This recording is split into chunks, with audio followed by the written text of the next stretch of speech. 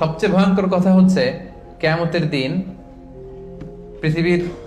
এই পৃথিবীতে যত অন্যায় আমরা করি সবগুলোর শাস্তি দেয়া হবে জাহান্নামে যাওয়ার পরে।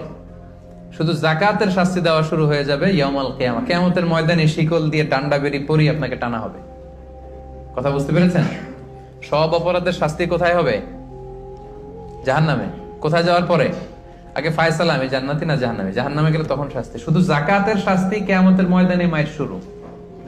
আচ্ছা, এবার একটু বলেন তো, যে লোকটা যাকাত না দেওয়ার কারণে কিয়ামতে কোটি মানুষের সামনে তাকে শিকল ধরে টানা হচ্ছে, সে যদি নামাজি হয়ে থাকে তার নামাজ কি কাজে লাগলো?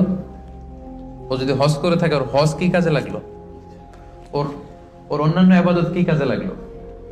তো এই জন্য এই যাকাত এটা হচ্ছে গরিবের অধিকার এবং এটা আল্লাহ তাআলা আমাদের উপর ফার্জ করেছেন, অবধারিত। এই ক্ষেত্রে যেন আমরা কোনো ধরনের গরিমসি না করি। এবং কিয়ামতের দিন আল্লাহ বলছেন যে আমরা যে সম্পদগুলো জমা করেছি এগুলোকে আগুনে পুড়িয়ে লোহার খুন্তি দিয়ে কপালে একটা ছেক দেওয়া হবে, পাঁজরে একটা, পিঠে একটা। জাহান্নামের আগুন এটা চেনা চেনা আগুন না। দুনিয়ার আগুন আঙ্গুলে লাগলে আঙ্গুল জ্বলে, জাহান্নামের আগুন আঙ্গুলে একটু লাগালে আগে কলিজা জ্বলে যাবে। নারুল্লাহিল মুকাদা আল্লাতী তাত্তালিউ আলাল আফিদা। দুনিয়ার আগুন যেখানে লাগে ওইখানে জ্বলে, পায়ে লাগছে পায়ে জ্বলবে। জাহান্নামের আগুন লাগা মাত্রই আগে কলিজাটা ছাই হয়ে যাবে। ওই আগুন হজম করার ক্ষমতা দিয়ে আল্লাহ আমাদেরকে তৈরি করেননি।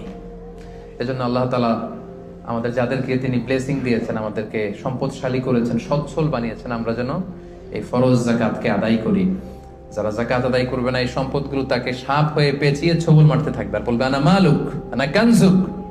জাহান্নামের ভেনোমাস স্নেক গুলো আপনার সারা শরীরে পেঁচিয়ে শুধু ছবল মারতে থাকবে।